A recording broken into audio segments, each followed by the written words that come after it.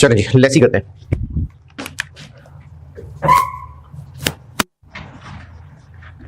Books of Lesi. Laser जो है ना वो कैफ में टेस्ट होता है, लेकिन मुझे वो सारा रिवाइज तो करवाना ही था। सी फैब में मेनली लेसी टेस्ट होता है। लेसी के बारे में एक तो ये बता दूं आपको, वैसे तो मैंने ये बात बुक में लिखी भी हुई है, लेकिन समझाने के लिए मैं बोर्ड पे बता रहा हूं। लेसर को पढ़ते हुए हमने कुछ टर्म्स लिखी थी, जैसे टाइप्स ऑफ लीज थी, यानी ऑपरेटिंग और फाइनेंस। फिर इसके अलावा lease term, lease payments, Inception, commencement, GIL, NIL, unearned finance income, implicit rate, GRV, UGRV, IDC, BPO तो था। मैं बात कर रहा हूँ वो जो डेफिनेशंस पढ़ा रहा था मैं, मेरा ख्याल है यही सब पढ़ा था। ये सारी चीजें लेसी के काम की है ही नहीं, not relevant for lessee. Lessee में इन चीजों का कोई काम नहीं। ये चीजें लेसी में भी वैसे ही हैं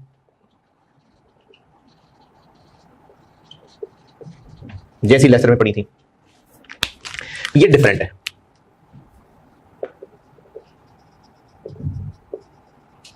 ये डिफरेंट है। बाकी ये चीजें वही जो लेसर में समझाई थी सब लेसी के लिए भी एप्लीकेबल है। इन चीजों का लेसी से कोई लेना देना नहीं है। ये चीज लेसी में थोड़ी सी डिफरेंट है। सेट 1 में जाएं, सेट 1 में, और लीज पेमेंट की डेफिनेशन चेक करें। ये कोई 2 पेजेस पे फैली हुई थी, आधी एक पेज पे थी, आधी दूसरे पेज पे थी। ये सारी तरह दोबारा पढ़ लें। डब्बे के अंदर वाली बात तब भी मैंने छुड़वा दी थी, बाकी पढ़ लें सारी। लीज पेमेंट जो सेट 1 में लिखी हुई है, ये सारी एक बार फिर पढ़ लें।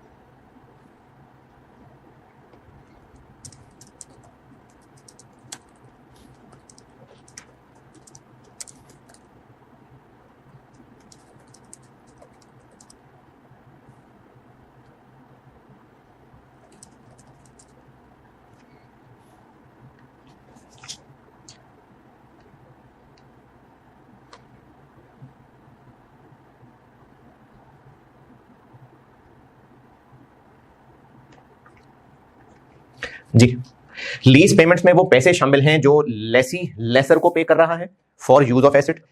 रेंटल दे रहा है, और डाउन पेमेंट हो सकती है, टर्मिनेशन पेनल्टी हो सकती है, परचेज ऑप्शन हो सकती है। एंड इसमें और ऐड कर दी जाती है residual value guaranteed to lessor, चाहे वो लेसी गारंटी करे, चाहे कोई और अनरिलेटेड पार्टी गारंटी करे। जब लीज पेमेंट्स हम लेसी की बुक्स में पढ़ने लगे हैं, तो अब लेसी सेट 2 में आए।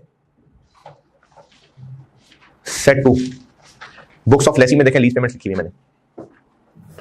ये सारी की सारी वही चीजें हैं, सिर्फ वो जो एंड पे वहां residual value guarantee to lessor add हो रहा था, यहां पर एक डिफरेंस सेंटेंस लिखा हुआ।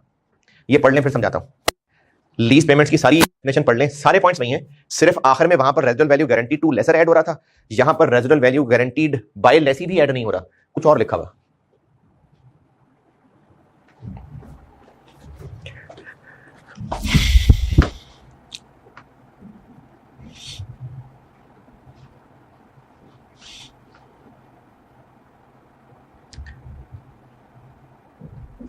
Amount expected to be payable. इसका मतलब क्या है?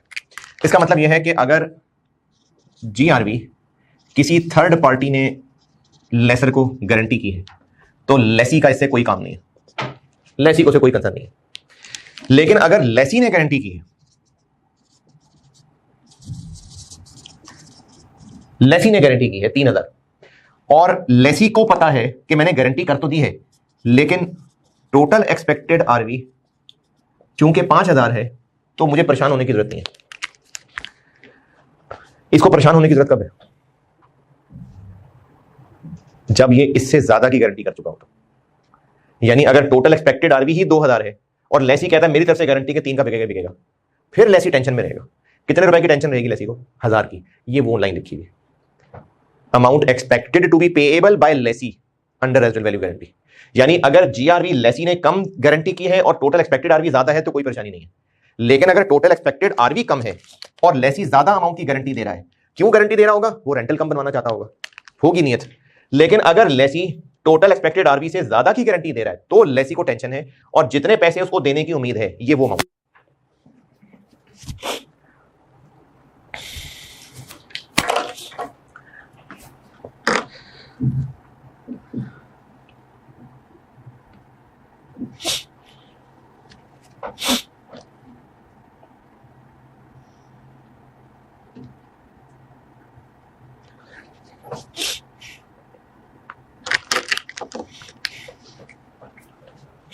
हाँ जी, ओके। अच्छा, अब बुक्स ऑफ लेसी में इसका चूंकि कोई काम नहीं है, यानी लेसर की नजर से चाहे ऑपरेटिंग लीज हो चाहे फाइनेंस लीज हो, लेसी उसको बस लीज ही समझेगा। लेसी के लिए इन चीजों का कोई काम नहीं है। इसका मतलब यह है कि चाहे लेसर उसको ऑपरेटिंग लीज कह रहा हो चाहे फाइनेंस लीज कह रहा हो, लेसी के लिए वो लीज है। लेसी की बुक्स में एक ही अकाउंटिंग है, लेसी को फर्क नहीं पड़ता कि वो ऑपरेटिंग है कि फाइनेंस है। लेसी लीगली कॉन्ट्रैक्ट के नतीजे में हकदार बन गया किस बात का? एसेट यूज करने का। तो लेसी उस एसेट के यूज करने को उस एसेट को यूज करने का जो हक है वो एसेट बना लेगा। यानी लेसी उस हक को एसेट बना लेगा। अच्छा, बनाएगा हक को एसेट, जैसे बिल्डिंग यूज करने का हक है, लेकिन उस हक को रखेगा वो पीपी में, नाम राइट ऑफ यूज होगा, लेकिन वो बिल्डिंग जैसी अकाउंटिंग हो रही होगी उसकी। तो लेसी अपनी बुक्स में कमेंसमेंट ऑफ लीज पे हक को एसेट बना लेगा। और क्रेडिट तो अभी कैश नहीं किया, वो तो उसने ओवर द पीरियड कैश पे करना है, तो वो क्रेडिट अपनी एक लायबिलिटी कर लेगा और कई साल लगाएगा पे करने में। तो कितनी अमाउंट पे लायबिलिटी रिकॉर्ड करे? Present value. तो आप अगले पेज पे आए, लेसी की बुक्स में लीज की अकाउंटिंग, पॉइंट नंबर 1 बता दिया आपको। डिस्काउंट रेट इंप्लिसिट रेट होगा। अगर लेसी को इंप्लिसिट रेट नहीं पता, लेसर नहीं बता रहा, तो फिर lessee incremental borrowing rate use करेगा। इंक्रीमेंटल बोरिंग रेट ये होता है कि लेसी को और क्या क्या ऑप्शंस अवेलेबल है, उन पे क्या रेट मिल रहा है उसको। ये पिछले पेज पे डिफाइन भी हुआ है, इंक्रीमेंटल बोरिंग रेट पिछले पेज पे डिफाइन हुआ है। आसान अल्फाज में मैंने आपको बता दिया कि लेसी को इस वक्त मार्केट में और क्या ऑप्शंस अवेलेबल है, वहां से क्या इंटरेस्ट रेट मिल रहा है उसको। ये होता है इंक्रीमेंटल बोरिंग रेट। तो अगले पेज पे point number 1, right of use debit कर लेगा, लीज लायबिलिटी क्रेडिट करेगा, और ये जो राइट ऑफ यूज डेबिट करेगा ये उसका पीपीई होगा, रखेगा इसको पीपीई में। और डिस्काउंट रेट होगा इंप्लिसिट रेट। अगर इंप्लिसिट रेट नहीं पता तो फिर इंक्रीमेंटल बोरिंग रेट होगा।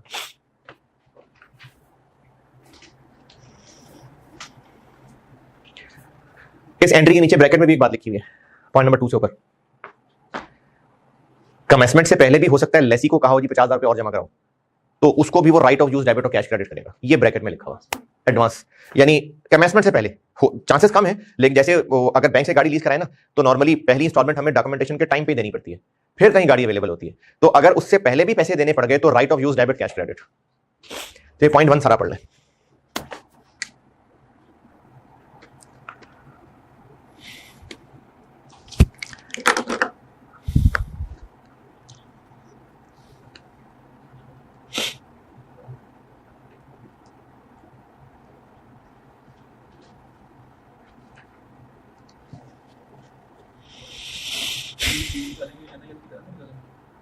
एनआईएल की तरह एनआईएल में पीवी निकलती है पूरे जीआईएल की, उस पूरे जीआईएल के अंदर जीआरवी भी शामिल होता है, यूजीआरवी भी शामिल होता है। यहां पर तो यूजीआरवी नहीं है। अगर आप सिर्फ ये बात कर रहे हैं कि डिस्काउंटिंग करनी है तो हाँ डिस्काउंटिंग तो करनी है, लेकिन ये इनिशियल पीवी क्या एनआईएल के बराबर आएगी? नहीं। अगर तो रेंटल्स ही है बस और एंड पे ओनरशिप ट्रांसफर हो जानी है या बीपीओ है बस मैक्सिमम, तो हाँ फिर एनआईएल और ये बराबर होगा। लेकिन अगर ऐसा नहीं है और लेसर ने ऑपरेटिंग लीज पे एसेट दिया हुआ है तो लेसर एनआईएल निकाल रहा होगा, ये फिर भी पीवी ऑफ लीज पेमेंट्स निकाल रहा होगा। यानी लेसी ने चाहे लेसर अपनी तरफ से ऑपरेटिंग लीज दे रहा हो चाहे फाइनेंस लीज दे रहा हो, लेसी ने इसको ऐसे ही अकाउंट फॉर करना है जैसे लिखा हुआ प्रेजेंट वैल्यू। हाँ जी, पॉइंट 1, अच्छा, पॉइंट 2 भी पढ़ लें, पढ़ के समझ आ जाएगा। लेसी जो आईडीसी पे करेगा वो भी इसी राइट ऑफ यूज की कॉस्ट में डाल देगा।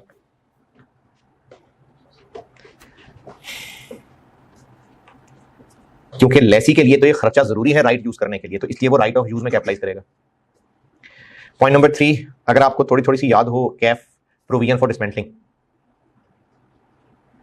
हमने एंड ऑफ लाइफ अगर प्लांट डिसमेंटल करने का वादा किया होता है और हमारी ऑब्लिगेशन होती है तो उसको प्लांट की कॉस्ट में ही डेबिट किया जाता है, तो ये वो पॉइंट लिखा हुआ।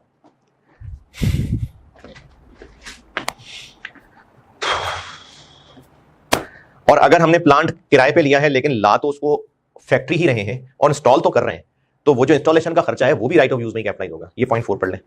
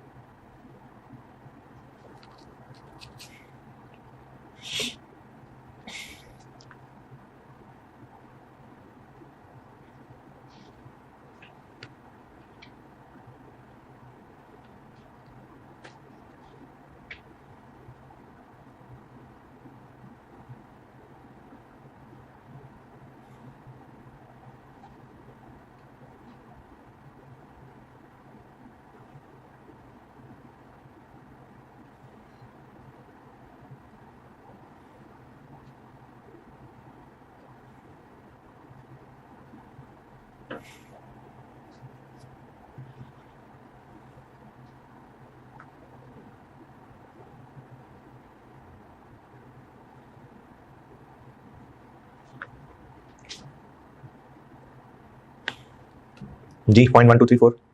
अच्छा, ये सब्सिक्वेंट के एक दो पॉइंट बता के ना फिर सवाल कराता हूं, तो ये सारी चीजें फिर समझ आएंगी। इनिशियली हमने क्या किया, राइट ऑफ यूज और लीज लायबिलिटी रिकॉर्ड कर ली। और ये जो राइट ऑफ यूज है ना, नाम बेशक राइट ऑफ यूज है लेकिन ये पीपी है, तो जब पीपी है तो उसकी अकाउंटिंग भी पीपी वाली होगी, यानी ओवर द पीरियड ये डेप्रिशिएट होगा।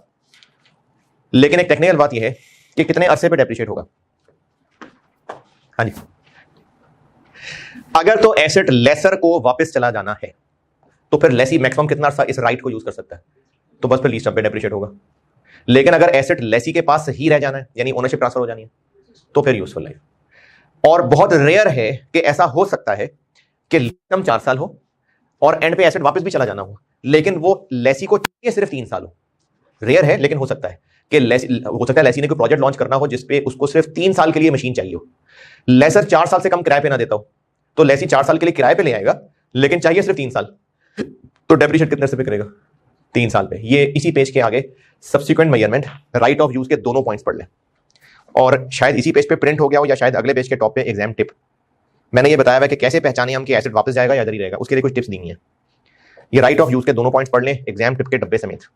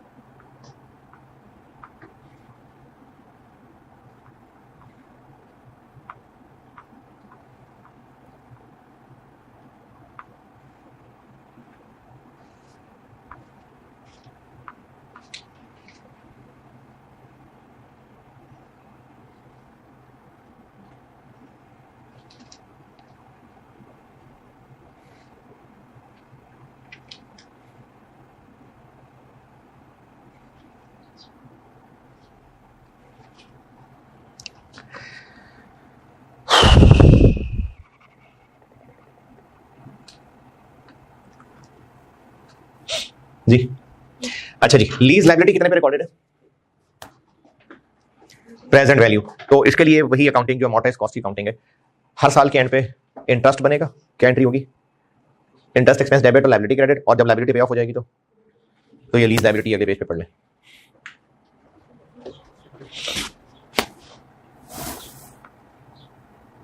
पॉइंट 1 पढ़ लें, पॉइंट 2 समझाता हूं।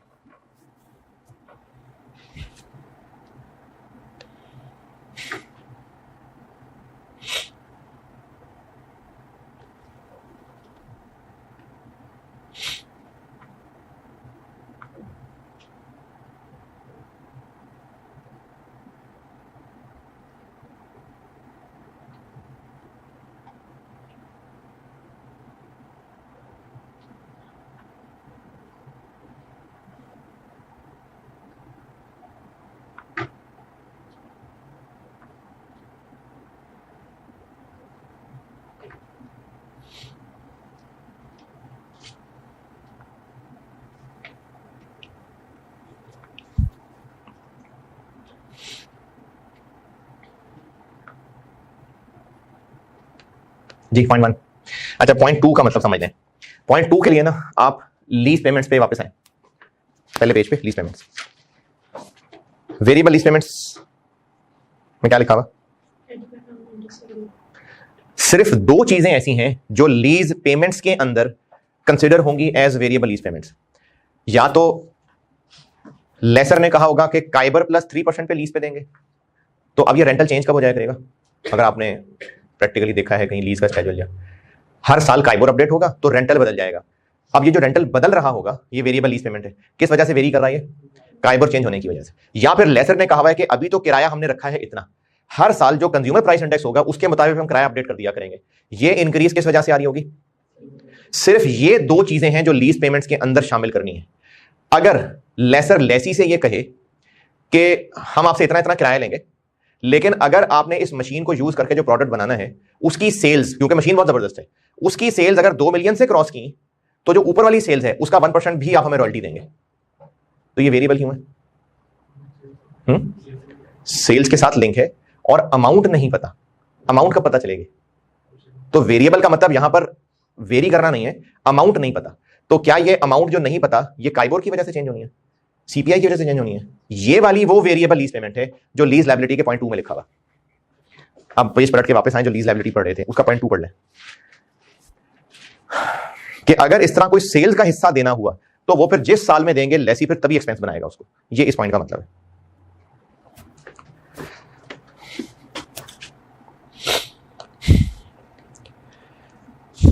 चलें जी सवाल लिखें। कौन सी? वो इस पॉइंट 2 में नहीं आएंगी क्योंकि उनकी पीवी हमने राइट ऑफ यूज और लीज लायबिलिटी में ही रखी हुई थी, और उनमें अगर चेंज आएगा कल को तो वो अगली हेडिंग रीअसेसमेंट में आएगा। यानी इंडेक्स और काइबोर के अलावा वाली जो वेरिएबल है वो इस पॉइंट 2 के अंदर है। चलिए चीजें कवर करके सवाल कराता हूं।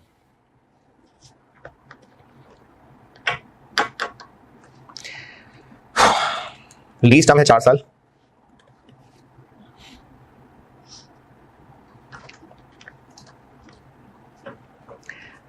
Lease rental 64,000 payable at end of every year.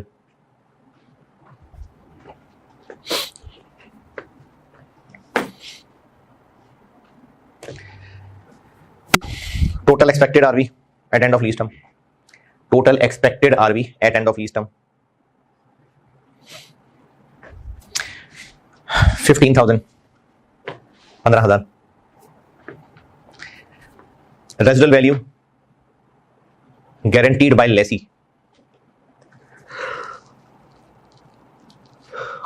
20,000 20,000.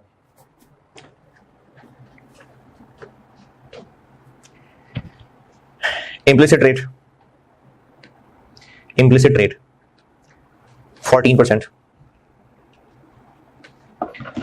However, it is not known to lessee.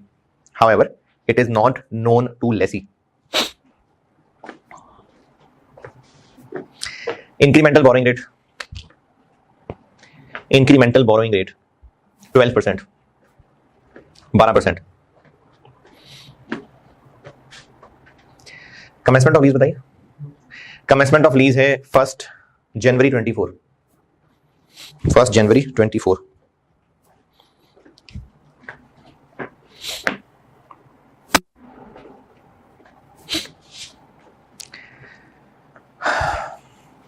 Down payment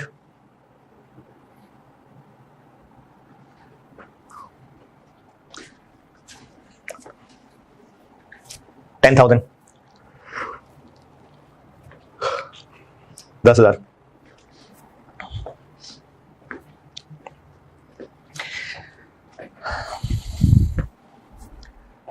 further 12,000 were incurred, further 12,000 रुपए were incurred on installation of asset which was completed on 29 फरवरी 2024।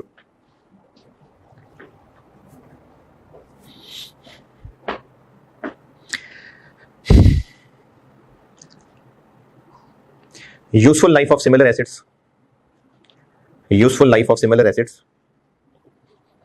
is 5 years।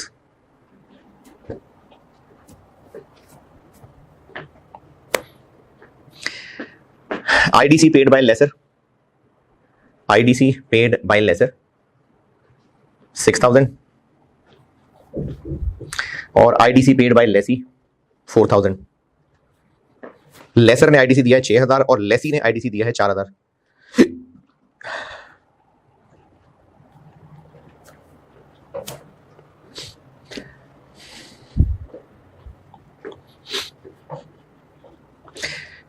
In addition to lease rentals,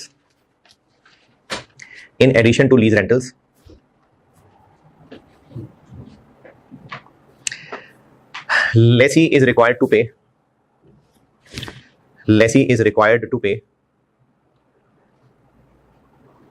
royalty at end of every year equal to 1% of sales। 1% of sales।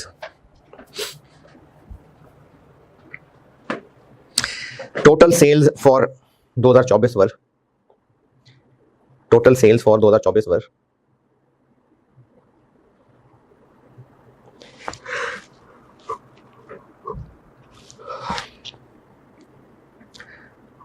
450,000, 4.5 lakh. 450,000, 4.5 lakh. Required है मुझसे सारी general entries, extracts of income statement और extracts of SOFP for the year ending 31st December 24।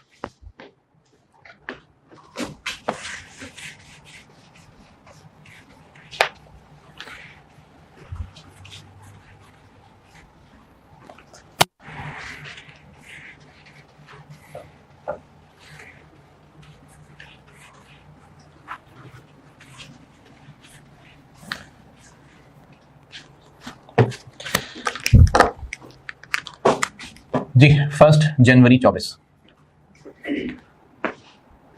अच्छा, down payment की entry बेशक compound कर दें चाहे उसको अलग कर दें, दोनों बातें ठीक है। मैं अलग कर देता हूं, कंपाउंड भी कर सकते हैं। Right of use debit, lease liability credit, निकालिए फिगर, करें वर्किंग वन। और ये देख लीजिएगा, मैंने लीज लायबिलिटी की अमाउंट से एंट्री करनी है, यानी पीवी ऑफ लीज पेमेंट्स। करें calculate. Implicit rate not known to lessee।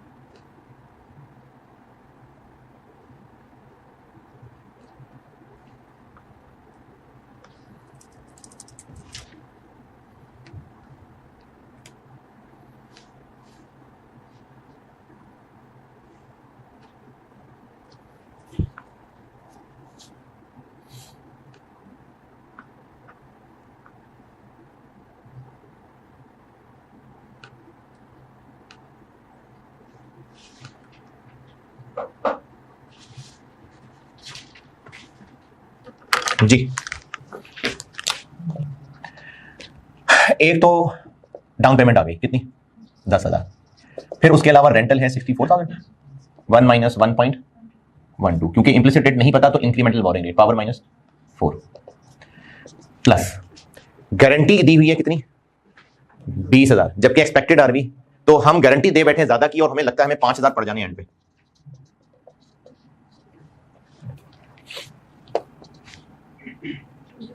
To 207,568 ये हो गई इनिशियल 207,568। फिर कमेंसमेंट के ऊपर ही डाउन पेमेंट दे दी तो lease liability debit, cash credit 10,000। अच्छा, आप ऐसा बिल्कुल कर सकते हैं कि इस 10 को यहां से निकाल दें, लीज लायबिलिटी 197 से क्रेडिट कर दें और कैश 10,000 से कर दें, ये भी हो सकता है। चलें 1 जनवरी से आगे चलें। लेसी ने आईडीसी पे किया कितना, वो भी राइट ऑफ यूज में ही जाएगा 4,000। और क्या हुआ, इंस्टॉलेशन पे खर्चा हुआ 1 अप्रैल 29 फरवरी, ये भी राइट ऑफ यूज में ही जाएगा कितना, 12,000। फिर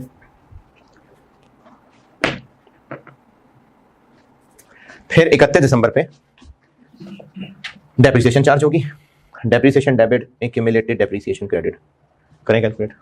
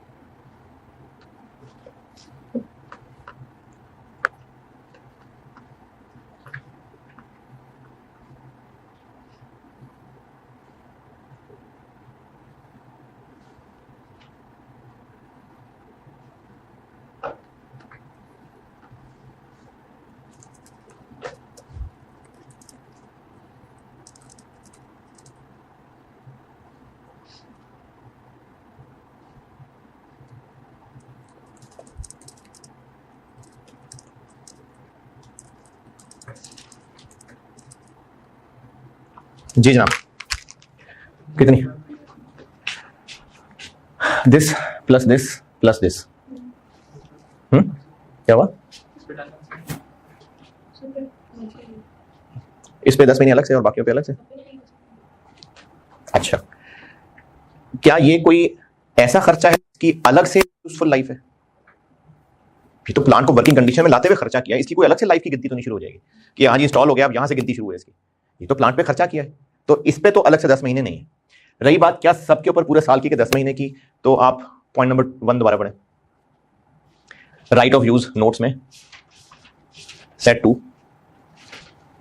सब्सिक्वेंट मेजरमेंट, अगले पेज पे subsequent measurement right of use, सबसे नीचे पेज पे, सबसे नीचे पेज पे, इसी पे सबसे आखिर में। कब से करनी है डेप्रिसिएशन? कमेंसमेंट से, क्योंकि हम राइट की डेप्रिसिएशन कर रहे हैं, तो राइट तो मिल गया कमेंसमेंट, तो इसलिए डेप्रिसिएशन एसेट के वर्किंग कंडीशन में आने से नहीं चलनी है, कमेंसमेंट से चलनी है, क्योंकि हम राइट को डेप्रिशिएट कर रहे हैं, तो इसलिए कमेंसमेंट से गिनना है। तो पूरे साल की, तो ये प्लस ये कितना हो गया?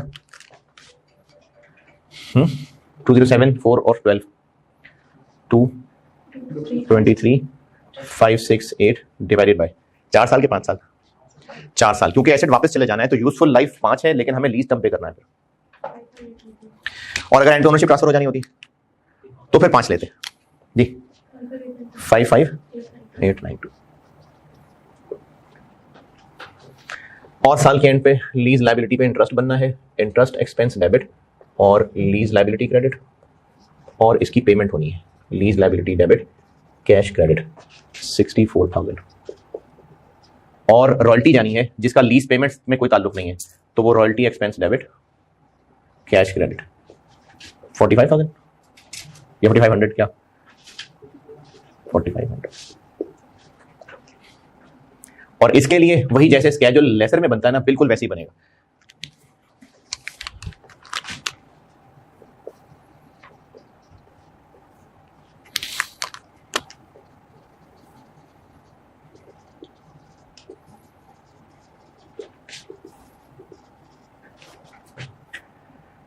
इकतीस दिसंबर 24।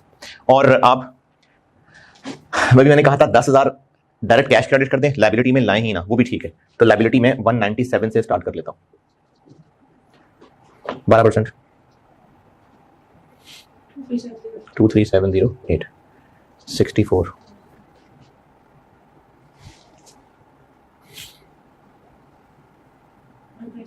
157,276। और एसओएफपी भी बनानी है तो एक लाइन और बनानी पड़ेगी नॉन करंट के लिए, 18873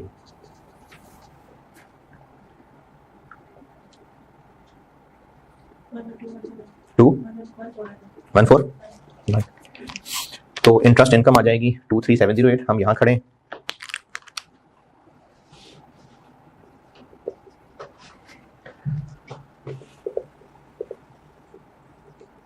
इनकम स्टेटमेंट के एक्सट्रैक्ट्स और एसएफपी के एक्सट्रैक्ट्स।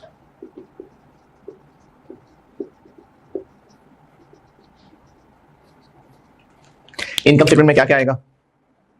डेप्रिसिएशन आएगी 55892 और इंटरेस्ट एक्सपेंस आएगा 23708, रॉयल्टी एक्सपेंस आएगा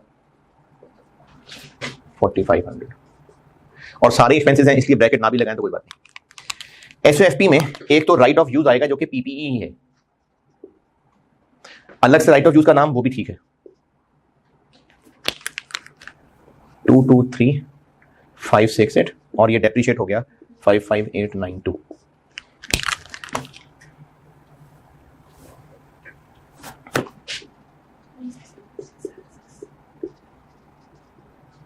जी 1676776। और लीज लायबिलिटी नॉन करंट में क्या आएगा?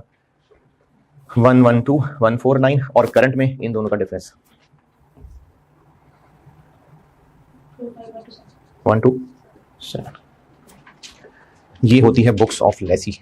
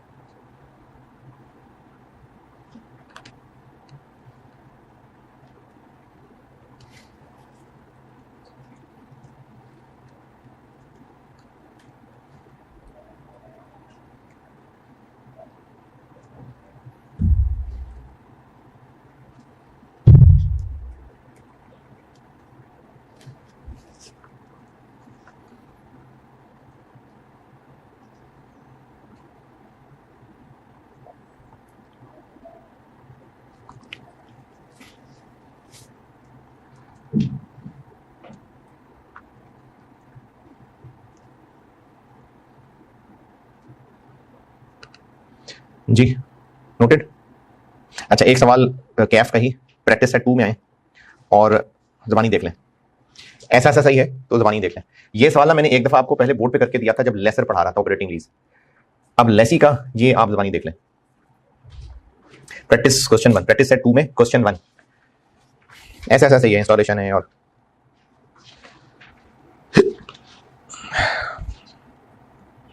प्रैक्टिस सेट 2 में पहला ही सवाल है।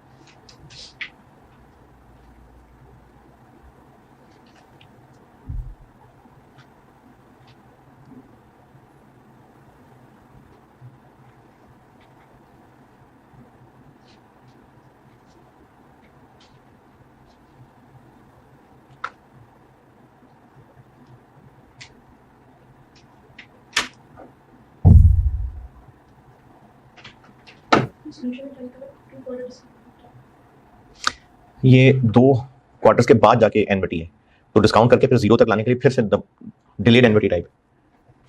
देखें पहले 2 क्वार्टर्स में कैश नहीं है, यहां से कैश आना शुरू हो रहा है तो जब आप एनविटी डिस्काउंटिंग लगाएंगी तो वो इधर आएगा और फिर 2 पावर और डिस्काउंट करना पड़ेगा।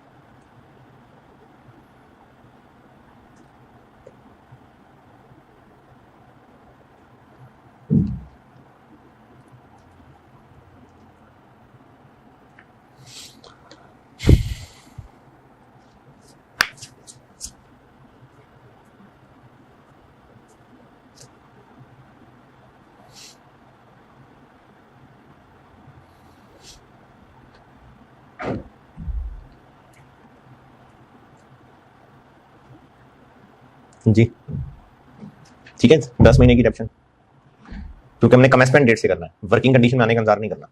अब ये प्लांट वर्किंग कंडीशन में आया था 1 अप्रैल को, लेकिन हमने कमेंसमेंट से डेप्रिशिएट करना शुरू कर देना। अच्छा जी, अच्छा अब आए पास्ट पेपर पे, इस चैप्टर के पास्ट पेपर पे।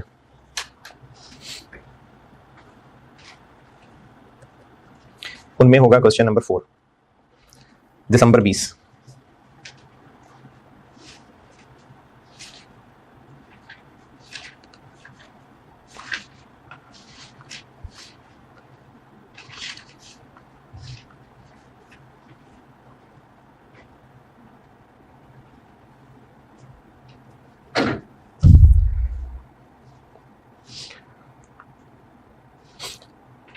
बल्कि ये पूरा ही कराऊंगा अभी मैं, 0.12 नहीं, क्योंकि 0.3 सेल एंड लीज बैक है, रहने दें, ये मैं सेल एंड लीज बैक की बात कराऊंगा। प्रैक्टिस क्वेश्चन 3, ये रहने दें दिसंबर 20। ये सवाल मैंने अभी 0.1 और 2 कराना था, 0.3 नहीं, तो 0.3 सेल एंड लीज बैक है, तो ठीक है छोड़ दें, सेल एंड लीज बैक के बाद पूरा सवाल कर दूंगा। प्रैक्टिस क्वेश्चन 3 देखें, ये भी कैफ का ही है, ज़बानी ज़बानी देख लें। प्रैक्टिस क्वेश्चन 3, इसमें डिसमेंटलिंग वाली बात भी आ जाएगी। प्रैक्टिस क्वेश्चन 3, डेटॉल लिमिटेड, ये भी ज़बानी देख लें।